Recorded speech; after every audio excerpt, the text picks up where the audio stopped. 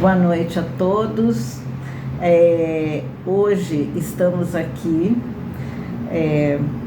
com o auxílio do Marcos, né? Como sempre, mas dessa vez em termos de gravação dessa reunião, por dois motivos. Uma, porque nessa quarta-feira estarei no 10º Congresso Internacional de Filosofia da Psicanálise em Campo Grande, onde eu vou apresentar um trabalho que foi feito graças ao fato de nós estarmos aqui sempre às quartas-feiras conversando no grupo. E o nosso trabalho, meu trabalho que vou apresentar, ela gira em torno desses temas que nós temos tratados, principalmente da questão do real, do impossível, introduzindo algo que nos toma a atenção no grupo lá no WhatsApp, muita gente comenta sobre isso, que é a questão da pornografia. Então eu tentei contextualizar essa questão, tá, dentro da psicanálise, mas com toques de filosofia. Estou falando toques porque não é fundamento filosófico, né? A filosofia, ela dá um suporte estrutural para que a gente desenvolva esse trabalho da pornografia, para que a pornografia seja pornografia útil para alguma coisa, né? E não apenas para perversão. Então, a primeira coisa que foi feita foi a tradução do artigo da Polly Barton,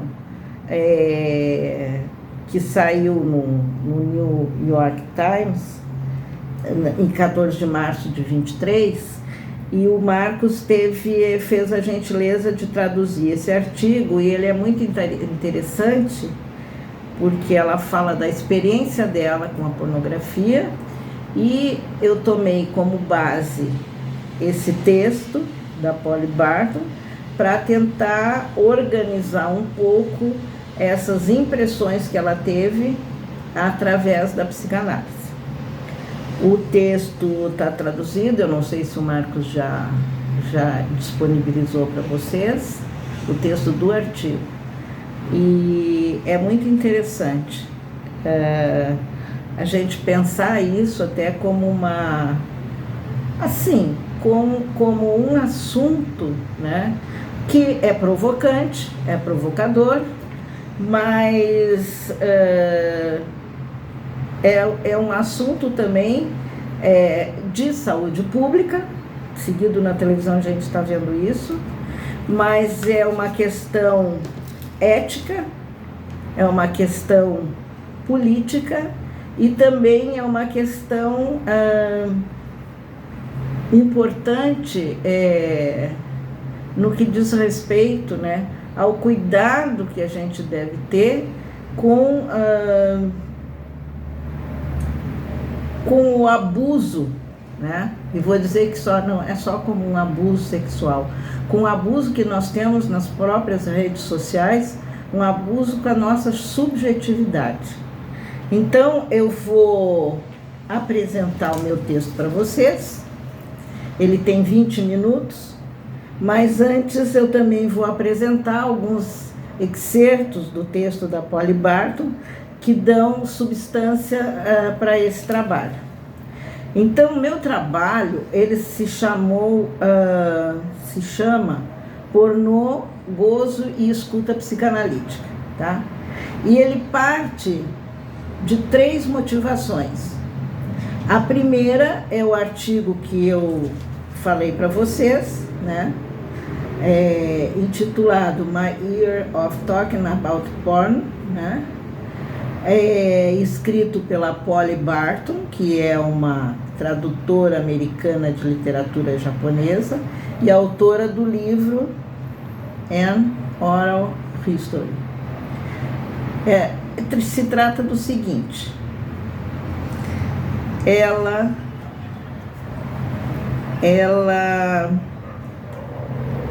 vou citar alguns trechinhos do trabalho dela para vocês verem como é que ela se introduziu nesse assunto.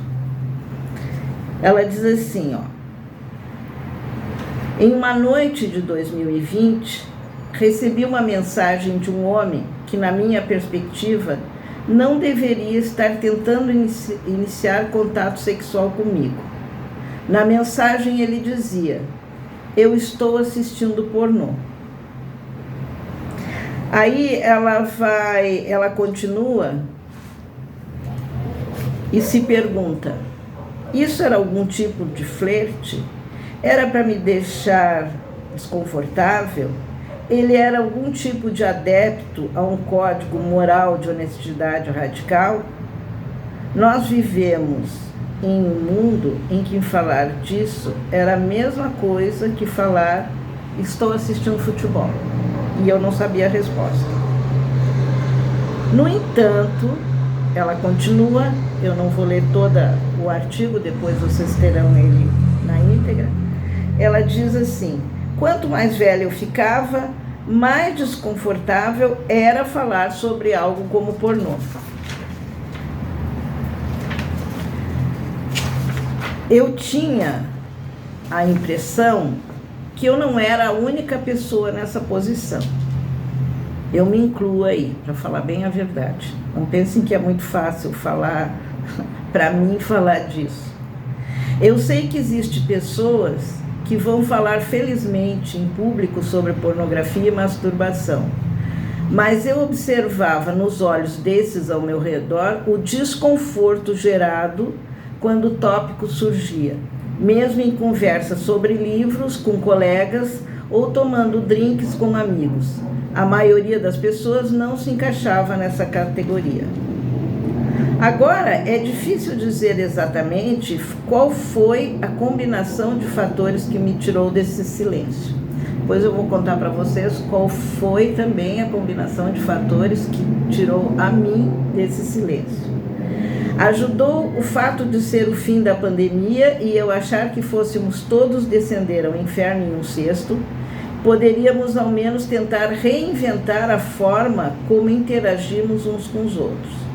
Durante um ano eu falei com 19 pessoas sobre pornô, algumas através do Zoom durante o lockdown, outras em parques e na casa delas, depois que as restrições foram levantadas.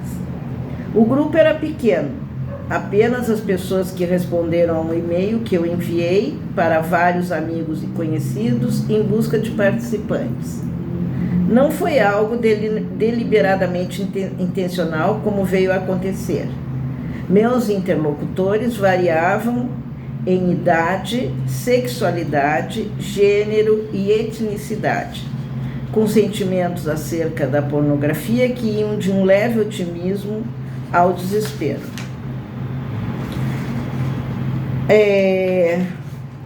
Nós conversávamos sobre o que um pornô bom e um pornô ruim significavam para nós.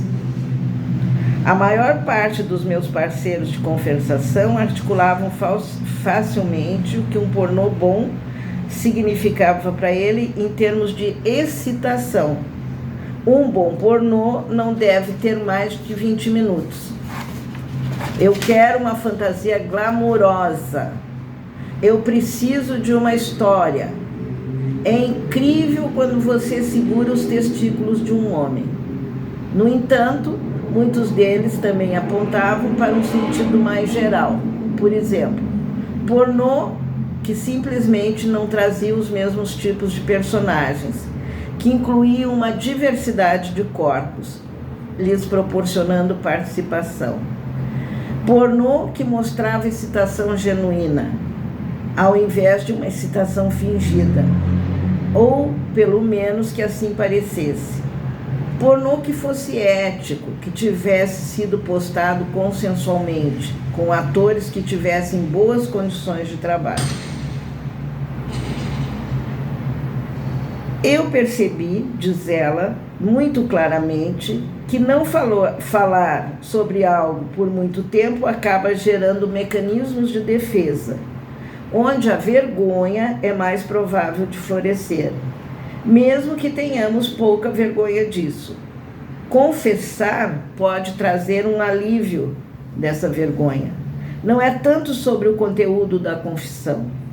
As pessoas que experienciaram isso não eram necessariamente aquelas que tentavam conciliar nada muito extremo, pelo menos naquilo que me concerne, mas apenas o simples conhecimento de que esse tópico não estava fora de questão. Essas são palavras da Polly Barton, traduzidas pelo Marcos Antônio Ferreira, autoria da tradução. Tá? Agora eu vou dizer para vocês a minha versão que eu traduzi psicanaliticamente em relação a esse tema, que eu vou apresentar lá no congresso, tá? A minha motivação, então, ela consta de 3 itens. A primeira é esse artigo, que eu apresentei alguns excertos aí para vocês. A outra é uma cena vivida por mim, e a outra são vocês, que eu digo meus alunos. Então, durante a pandemia, participando de um grupo de pesquisa, Turmo Seminar da UNIGE, da Universidade de Geneve, pelo Zoom, hackers invadiram a tela com uma cena de pedofilia. 2 homens e 3 garotas de uns 10 anos. Essa cena não esperada, num momento de fragilidade como o da pandemia, desestabilizou a todos. O ponto 3 da motivação são meus alunos, que muitas vezes me pedem para dar um exemplo do real. Mas como sabemos, o real na lógica aristotélica se situa no ponto do impossível. Como acessar esse real? Como trazê-lo à tona, se não pela psicanálise, se não falando dele? Nessa empreitada, falamos dele ao conceituar sexo, pornografia, gozo e prazer. Ponto 2, a pergunta. Mas afinal, o que é pornografia? Quais são seus limites morais, políticos, religiosos? Nessa direção, o livro de Alenka Zupančič, O que é Sexo, foi de importância capital, depois de termos nos aproximado de outros autores, como Foucault, com A Vontade de Saber, Nasio, Porque Repetimos os Mesmos Erros, Serge André, com A Significação da Pedofilia, principalmente, além de não precisarmos fazer referência a Freud, dos 3 ensaios sobre a sexualidade infantil e a questão da pulsão, por ser evidente, e de Lacan, da lógica do fantasma, na questão do corpo. Capítulo 18 e 19. Não estou aqui, mas é aquele texto do Lacan, A Lógica do Fantasma, seminário... não lembro qual é o seminário. Alenka Zupančič, assim como o Žižek, da escola eslovena, tem atualmente uma contribuição importante no campo da teoria social e da psicanálise, para a qual sexo não é redutível à normatividade biológica nem a construtivismos simbólicos da sociedade. Sexo é desvio ou errância, numa clara referência a Alain Badiou, de uma norma que não existe. É uma falha entre o ontológico e o epistemológico, uma inconsistência ontológica do ser. Subvertendo a ontologia, Zupančič situa o sexo como uma entrada privilegiada para contradições. Apresenta antagonismos que nos obrigam a pensar quando nos envolvemos com esse significante. Não se trata de uma desconstrução, mas de uma desidentidade em relação ao pensar ontológico, que reabilita o corpo, empurrando tudo para fora do si mesmo.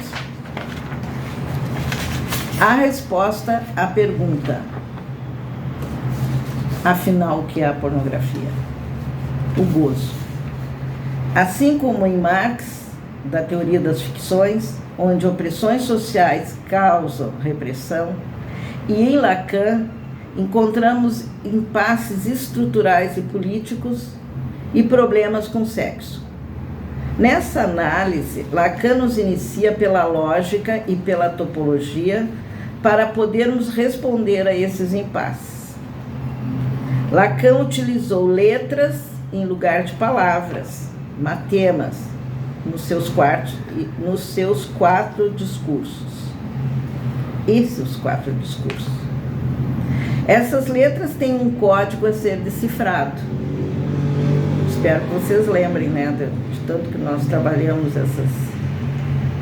esses matemas da sexuação e dos discursos, seminário 20. S1, significante mestre. S2, o saber. S barrado, sujeito barrado. A, pequeno a, o mais de gozar.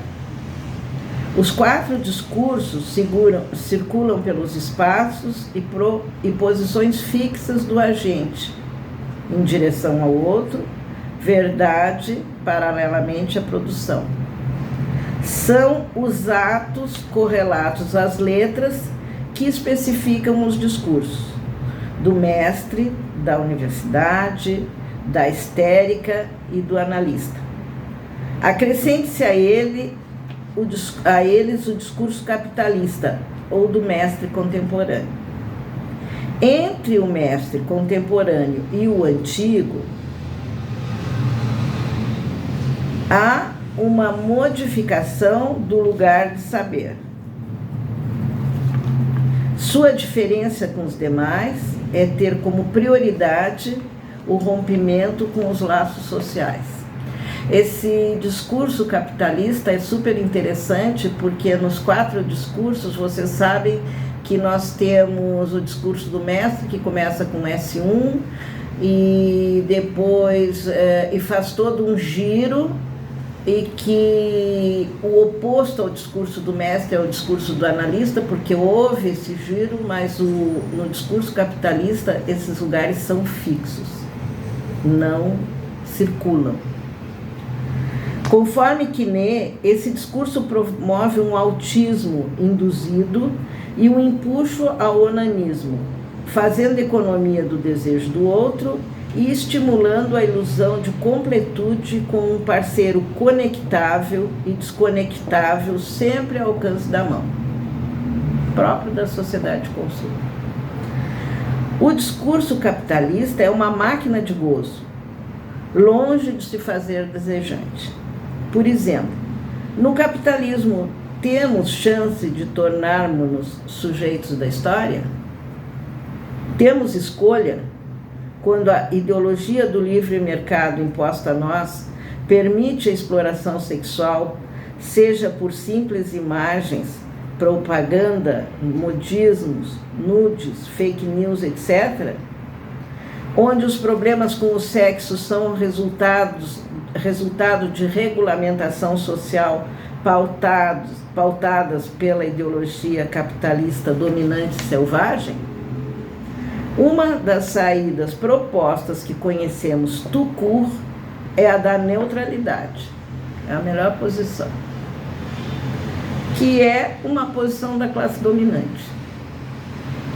Temos um exemplo recente à mão com a guerra instalada recentemente na faixa de Gaza. Uma boa posição de neutralidade enaltecida pela nossa índole gentil, a de sermos nem antissemitas nem islamofóbicos, até porque não somos nenhum nem outro.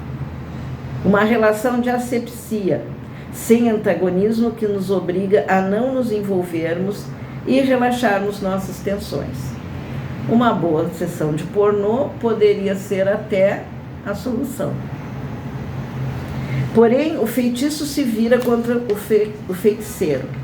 O sexo, seja reprimido, escondido, alienado ou condenado, é uma ameaça ao prazer que gera mais prazer, ou mais de gozar, para usar o chavão psicanalítico.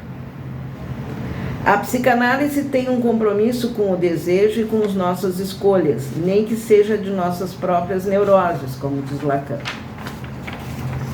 Mas também com esses impasses estruturais da sociedade da sexualidade. Qual é o lugar dessa narrativa, oposição de fala para seguir os chavões do mercado da comunicação nos discursos?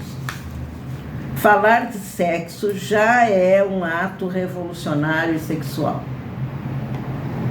Se falamos do ponto de vista do senso comum e impulsionado pelo real biológico, temos mulheres de um lado e homens de outro, corpos com pênis e sem pênis. Lacan, porém, diferentemente desse modelo, demonstrou pela análise estrutural e linguística que mulher e homem são apenas significantes que ocupam uma posição, conforme aquele grafo da sexuação que vocês devem conhecer lá do Seminário 20. Tá? O que leva Lacan a afirmar e a escandalizar, dizendo que a mulher não existe. Em termos lógicos, vocês têm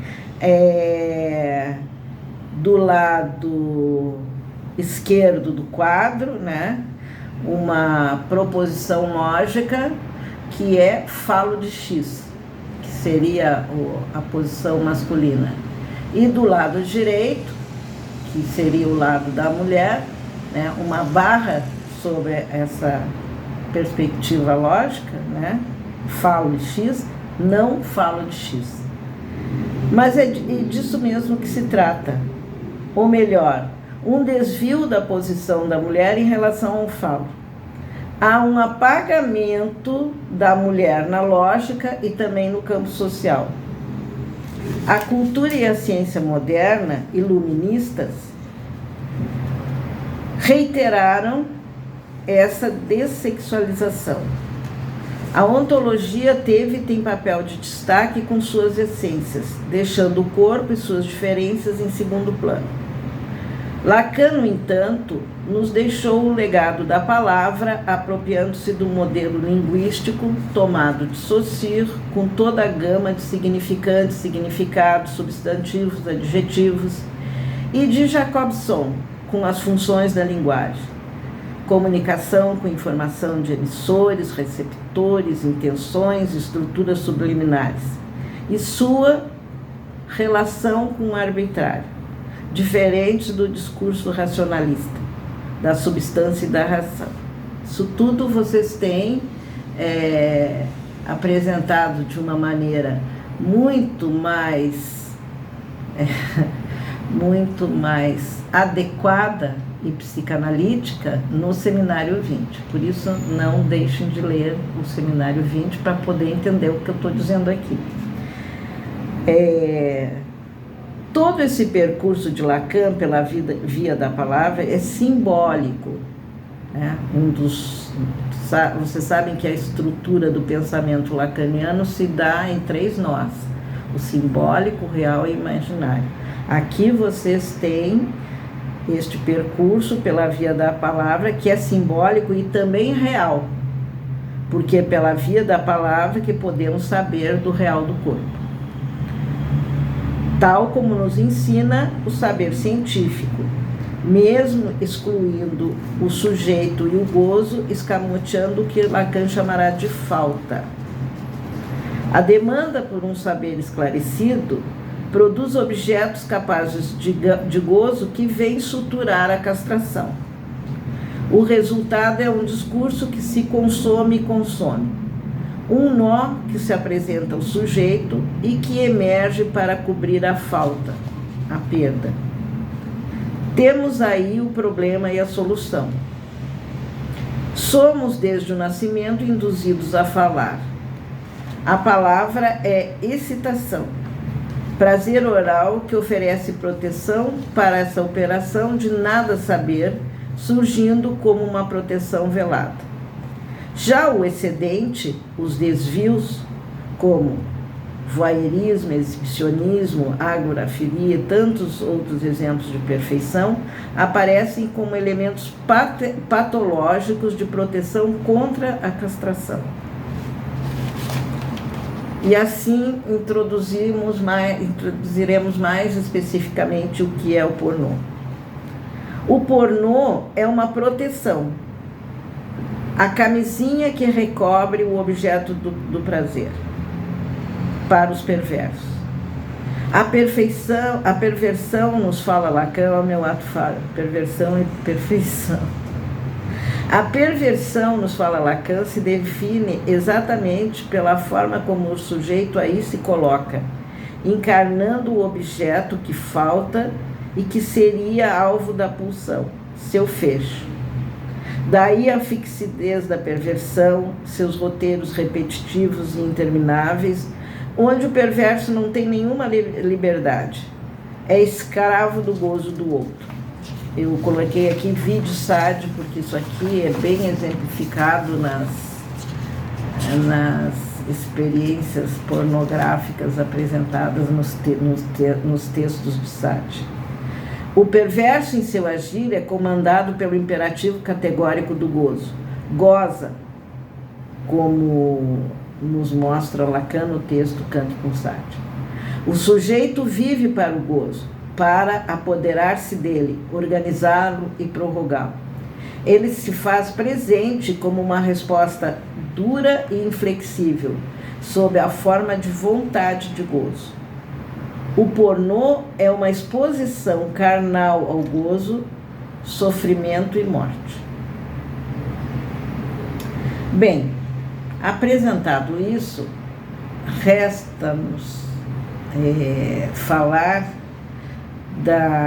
do objetivo até de eu ter explorado tanto esse tema do pornô, que é o ponto 5, a escuta psicanalítica. Escrevi escuta psicanalítica, mas a pergunta é a seguinte: por que a escuta não só da relação do paciente analista, mas de qualquer um de nós?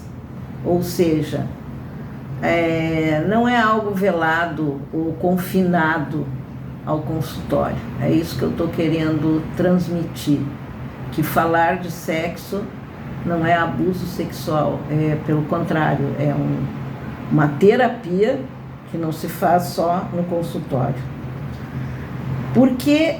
Então, por que a escuta? Porque é uma maneira de acessar o sujeito pelo dizer, pois o gozo do corpo escapa pela fala. Esse saber se aloca aí e pela atenção flutuante. Técnica da psicanálise sustenta as associações do paciente ou do sujeito, né, que fala, contornando a falta pelo saber.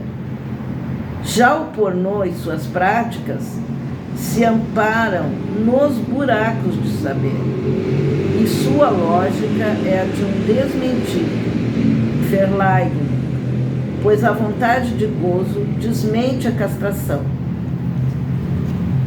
Em recomendações aos médicos, isso aqui depois a gente até pode fazer uma outra discussão posteriormente sobre essa questão da lógica que suporta a neurose e a lógica que suporta a perversão.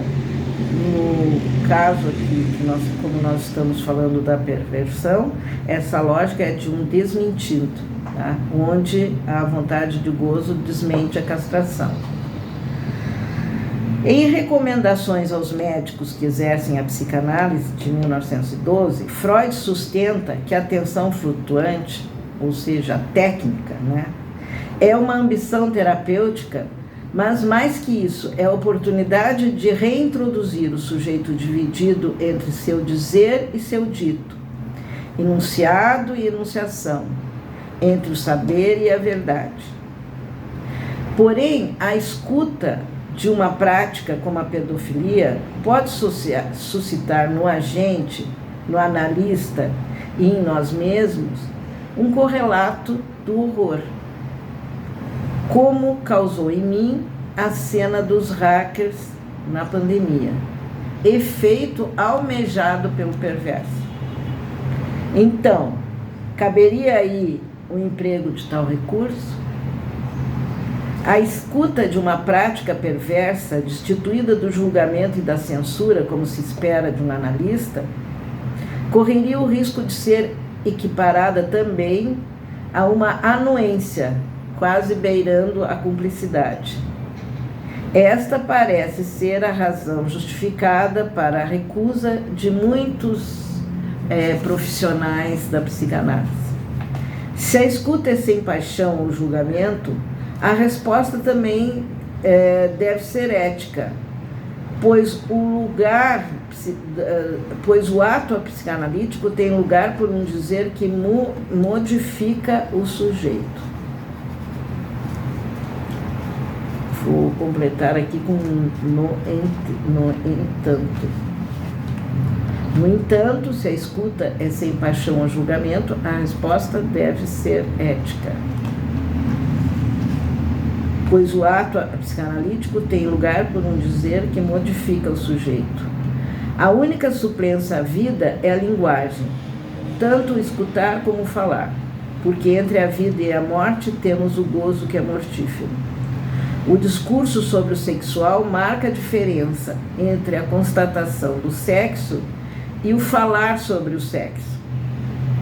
Podemos dizer que é uma transgressão deliberada, uma aposta na palavra, no saber e na psicanálise, já que, cito Lacan, não há saber sobre gozo sexual ou sobre gozo de cada sexo como tal, pois a proporção com outro sexo está perdida para todos que ingressaram no universo da linguagem e da palavra, subversão do sujeito e dialética do desejo no inconsciente freudiano.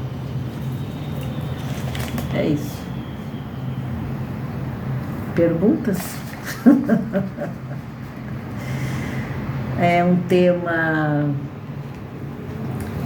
tema denso, eu reconheço. Se nós quiséssemos, e nós podemos fazer isso, vai depender de vocês, das demandas de vocês, entrar de uma forma mais psicanalítica até, para entender essa questão, né? Eu estou lendo o artigo do Serge André sobre a pedofilia, né? Então ele trabalha a questão do pedófilo a partir de uma lógica, como eu falei para vocês, né? Do desmentido, e aí ele situa a lógica da perversão com a lógica que sustenta a perversão e a lógica que sustenta a neurose. Então é mais dentro da nossa compreensão, né? Saber por que há indivíduos perversos e por que as práticas do pornô e até que ponto essas práticas elas podem trazer danos, e trazem, né? Se forem experimentadas ou apresentadas, principalmente com pessoas, eu lembro aqui das crianças e dos adolescentes, né? E outra coisa, que isso nós estudamos aqui, que o inconsciente é a política, é uma questão política também, né? Tratar esse tema que traz tanta atração, mas também muitas vezes é deixado de lado. Bom, meus queridos alunos, companheiros e amigos, era isso que eu tinha para dizer por hoje. Eu sei que vocês devem ter muitas questões, então na próxima reunião, acho que teremos mais uma ainda antes de encerrar o ano, aí vocês podem trazer suas perguntas, suas contribuições, né? Tem muitos de vocês, né, como o Alan, que trabalha a questão da mulher, é muito interessante essa parte da dessexualização da mulher, tem outros que trabalham questões de ordem política, tem outros que trabalham questões de ordem ética. Então nós podemos, né, a partir desse tema, a partir desse texto da Polly Barton, que é fantástico, né, porque ela escuta esse pornô por uma outra dimensão, mas ela não deixa de apresentá-lo, e nós, do ponto de vista da psicanálise, também escutamos por uma outra dimensão e não deixamos de apresentá-lo.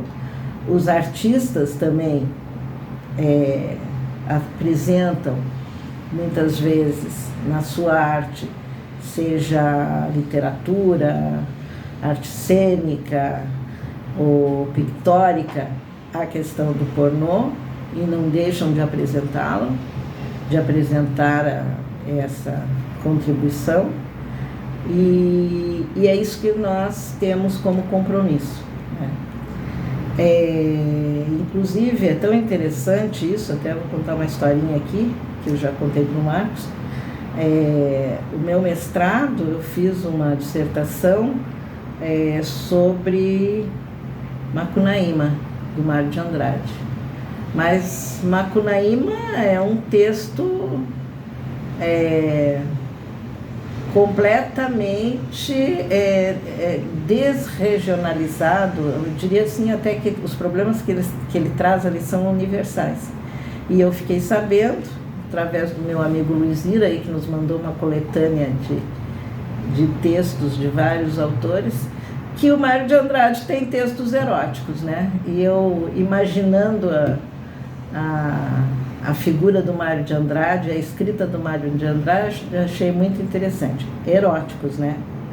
Aí há uma diferença entre o erótico e o pornô, mas está tudo dentro da mesma linha de atuação. Muito obrigada.